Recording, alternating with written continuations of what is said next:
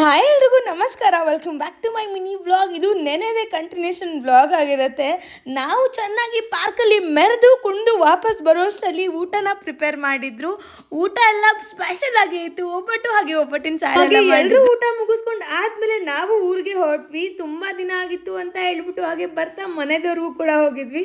ನಾವು ನೈಟ್ ಹೋಗಿದ್ದಕ್ಕೆ ಸ್ವಲ್ಪ ಜನ ಕಮ್ಮಿ ಇದ್ರು, ಹಾಗೆ ನಾವು ಹೋಗಿರೋ ಟೈಮಲ್ಲಿ ಮಳೆ ಕೂಡ ಬರ್ತಾ ಇತ್ತು. ತುಂಬ ಹೊತ್ತು ದೇವ್ರ ದರ್ಶನ ಮಾಡೋಕ್ಕೂ ಟೈಮ್ ಸಿಕ್ತು.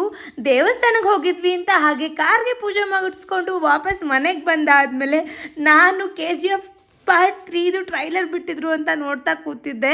ಮಾರ್ನಿಂಗ್ ಎದ್ದು ಸ್ವಲ್ಪ ಅಪ್ಪ ಮಾವಿನ ಹಣ್ಣೆಲ್ಲ ಕಿಳಿಸ್ಕೊಂಡು ಬಂದು ಇಟ್ಟಿದ್ರು, ಹಾಗೆ ನಾವು ಊರಿಂದ ಬರೋಷ್ಟರಲ್ಲಿ ಅಂತ. ಹಾಗೆ ಮಾವಿನ ಹಣ್ಣೆಲ್ಲ ಹಣ್ಣಿಗೆ ಇಟ್ಕೋತಾ ಇದ್ದೆ. ಈ ಪ್ರೊಸೆಸ್ ತುಂಬಾ ಈಸಿಯಾಗಿ ತುಂಬ ಬೇಗನೆ ಹಣ್ಣಾಗುತ್ತೆ. ಇದು ಹಣ್ಣಾದಮೇಲೆ ಯಾವ ರೀತಿ ಇರುತ್ತೆ ಅಂತ ನಾನು ವ್ಲಾಗ್ಸಲ್ಲಿ ಅಪ್ಲೋಡ್ ಮಾಡಿ ತೋರಿಸ್ತೀನಿ. ಹಾಗೆ ಟಿಫನ್ಗೆ ಇವತ್ತು ರೊಟ್ಟಿ ಹಾಗೆ ಬೆಂಡೆಕಾಯಿ ಪಲ್ಯ ಮಾಡಿದ್ರು, ತುಂಬಾ ಟೇಸ್ಟ್.